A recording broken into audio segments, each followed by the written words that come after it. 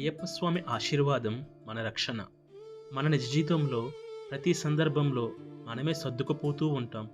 ఎవరిని బాధ పెట్టకూడదనే మనసుతో అందరికీ చోటిచ్చి మనల్ని మనమే చివరికి మర్చిపోతాం. కానీ మన మంచితనం కనిపించినా మన విలువ మాత్రం కనిపించటం లేదు. ఎంత ఇచ్చినా తిరిగి ఇచ్చేవాళ్ళు మనకు కనిపించరే. అప్పుడే లోపల నెమ్మదిగా ఒక ప్రశ్న లేస్తుంది. నేనేమో అందరికీ చాలా ఎక్కువగా అనుమతిస్తున్నానా? నేను మాట్లాడకపోవటం వల్లే కదా వాళ్ళు ఇంకా పెరుగుతున్నారు అని. ఇక్కడే అసలు మేల్కొలుపు మొదలవుతుంది.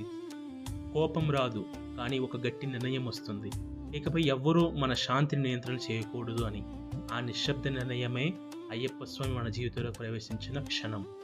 ఆయన మనల్ని శిక్షించడు, మన మీద కోప్పడడు, కానీ ఒక గొప్ప సత్యం అర్థమయ్యేలా చేస్తాడు.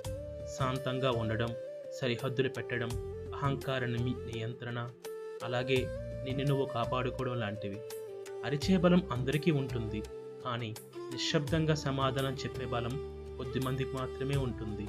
ఆ హద్దు పెట్టిన రోజునే మార్పు మొదలవుతుంది. అందుకే నిన్ను తేలిగ్గా తీసుకున్న వాళ్ళు తగ్గిపోతారు. నిన్ను నిజంగా గౌరవించే వాళ్ళు మాత్రమే నీ జీవితంలో మిగులుతారు. అదే అయ్యప్ప స్వామి చేసే క్రమం. మన చుట్టూ ఉన్న మనుషుల్ని మార్చడం కాదు, మనలో ఉన్న గౌరవాన్ని బయటికి తీసే ఒక మార్పు. ఇప్పుడే మనస్ఫూర్తిగా చెప్పండి, స్వామి, నేను మంచి మనసున్న మనిషిగానే ఉంటాను, నా శాంతికి రక్షణ నీదే అని. మీ జీవితంలో కూడా ఎవరైనా మీ శాంతిని దెబ్బతీస్తున్నారా?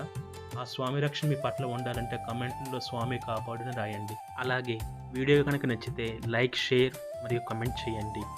మన ఛానల్ని సబ్స్క్రైబ్ చేసుకోండి. Thank you.